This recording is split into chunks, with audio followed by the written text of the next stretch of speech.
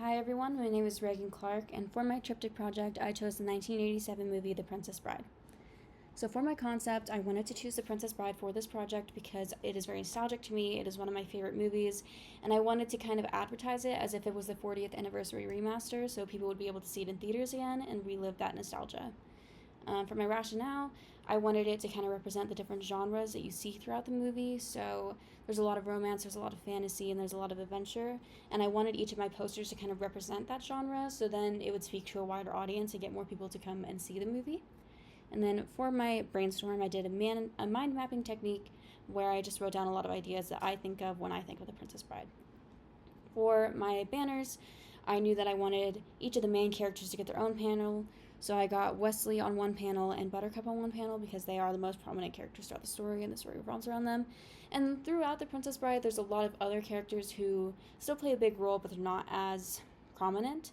So I wanted to kind of include them here and maybe here on my main panel so that they're still represented.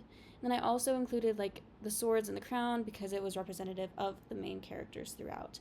And then a big aspect that I included on all of my banners was kind of a border, because I wanted it to look like a storybook or fairy tale, or just a book in general, because The Princess Bride was originally a book and was converted into a movie, so I wanted to represent that.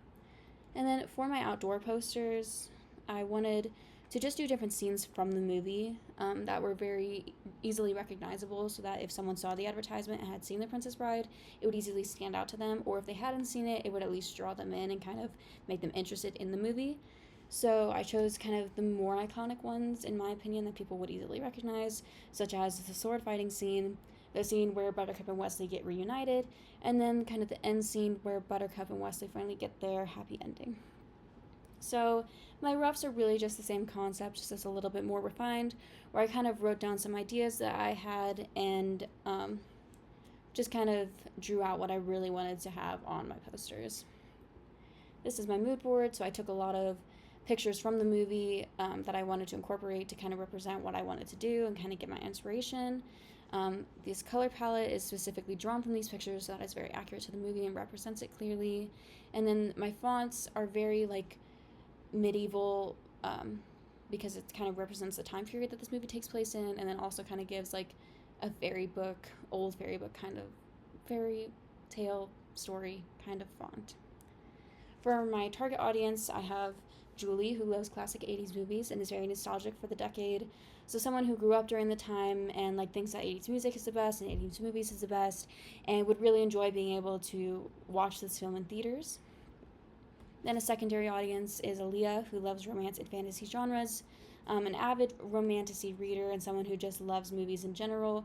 So the genres in this movie would stand out to her, and she would be drawn into it for that reason, making her want to see The Princess Bride.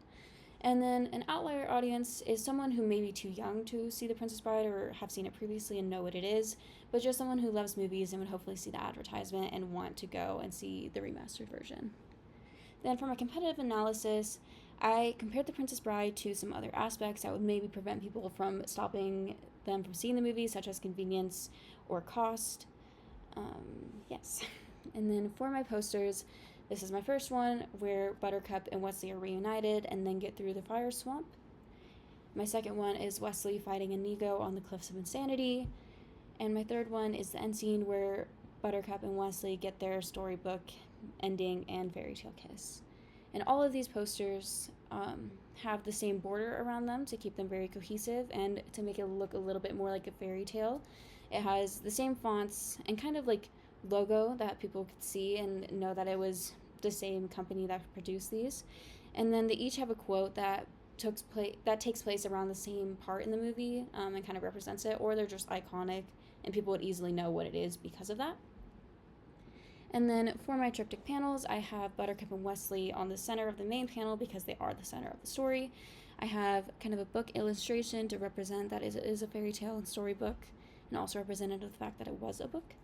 And it's very cohesive. It has the same borders, it has the iconic quote "as you wish" on it, and then it also says that it's a 40th anniversary remaster.